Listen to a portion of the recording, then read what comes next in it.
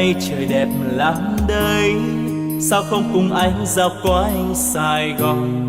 Vì vụ trên xe qua khắp nẻo đường, ngắm phố phường ta luôn mến thương.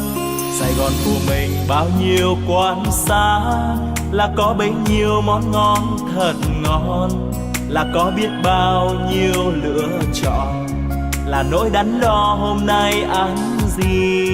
Sài Gòn dịu dàng gom bao nỗi nhớ, đi đến nơi đâu cũng mong về mau. Thương lắm quan quen đôi ta vẫn hẹn, yêu lắm những con đường ta từng qua. Sài Gòn quá xa thương yêu, anh đã thương thật nhiều, anh yêu biết bao nhiêu, anh vẫn thương thật nhiều. Ôi yêu biết bao nhiêu.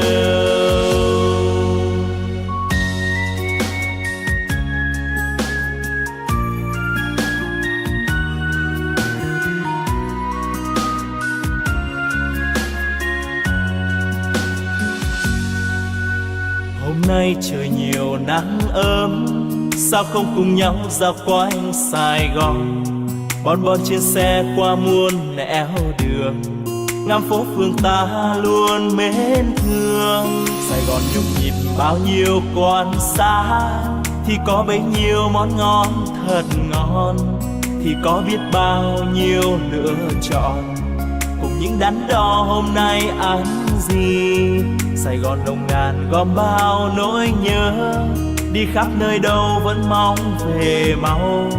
Thương lắm quan quen đôi ta hò hẹn, yêu lắm những con đường ta đã qua. Sài Gòn quá xa thương yêu, anh đã thương thật nhiều, anh yêu biết bao nhiêu, anh vẫn thương thật nhiều. Ôi yêu biết bao nhiêu, anh đã thương thật nhiều, anh yêu biết bao nhiêu, anh vẫn thương thật nhiều. Ôi yêu biết bao nhiêu, anh vẫn thương thật nhiều. Ôi yêu biết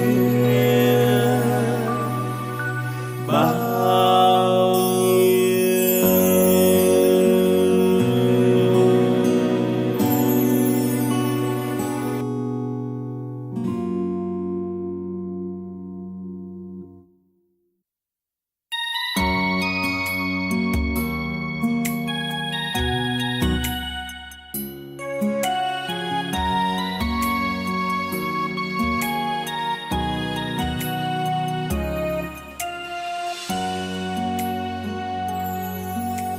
Hôm nay trời đẹp lắm đây, sao không cùng anh dạo quanh Sài Gòn.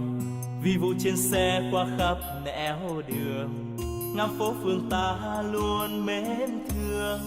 Sài Gòn của mình bao nhiêu quán xá, là có bấy nhiêu món ngon thật ngon, là có biết bao